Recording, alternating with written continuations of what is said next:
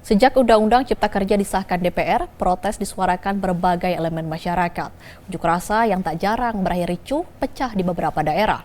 Unjuk rasa ini juga diikuti oleh anak-anak. Terkait hal ini, Komisi Pelindungan Anak Indonesia mengingatkan pentingnya ruang untuk menyampaikan pendapat bagi anak tanpa harus turun ke jalan.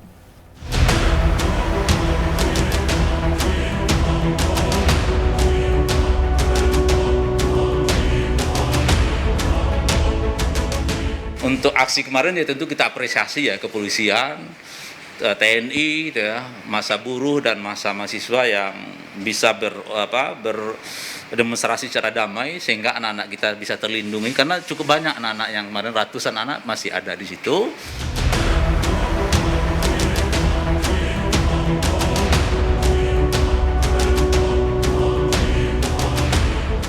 Demonstrasi itu tentu tidak identik dengan partisipasi anak. Ini harus kita clearkan ya, bahwa anak memiliki pendapat ya dan itu dijamin oleh undang-undang di Konvensi Hak Anak, Undang-Undang Perlindungan Anak, Undang-Undang Dasar kita, bahwa anak itu harus wajib kita dengar dan hormati pendapatnya.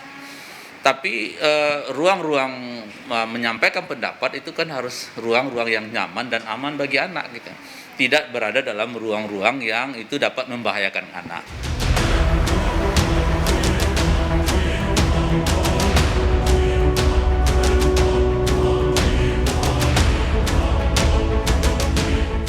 Instrumen-instrumen anak itu harus dibangun ruang dialog, termasuk juga sekolah, misalnya harus mendiskusikan tentang undang-undang ini kalau memang ada pertanyaan-pertanyaan banyak di kepala anak-anak kita untuk dijelaskan gitu. Orang tua juga seperti itu gitu, harus menjelaskan secara baik, secara jernih gitu ya, sehingga apa yang ingin diketahui oleh anak kita, apa yang ingin didapatkan oleh anak kita terkait Undang-Undang Cipta Kerja ini kan bisa tersampaikan secara baik.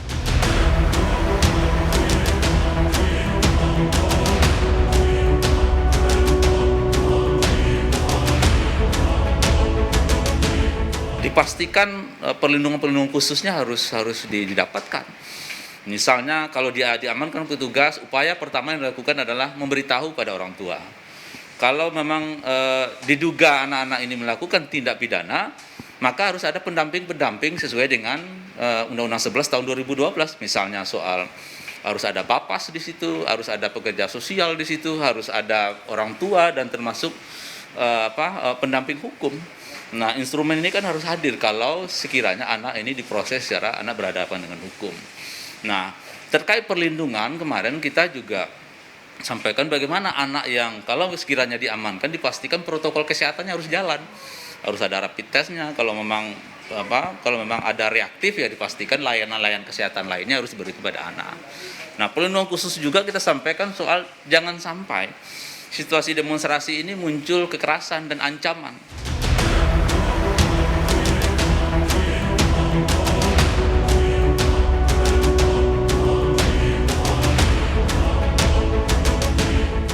Ketika demonstrasi itu soal protokol kesehatan, pakai masker itu masih banyak anak-anak yang tidak menghiraukan itu. Dan saya kemarin sempat mengasih masker juga ke anak-anak karena ada di tas saya ada sisa masker, saya berikan, "Dek, tolong pakai ini untuk menjaga kamu dan orang lain." Gitu. Dan dia pakai gitu. Nah, saya kira kalau banyak kesadaran seperti itu, saya kira anak-anak kita akhirnya teredukasi terkait protokol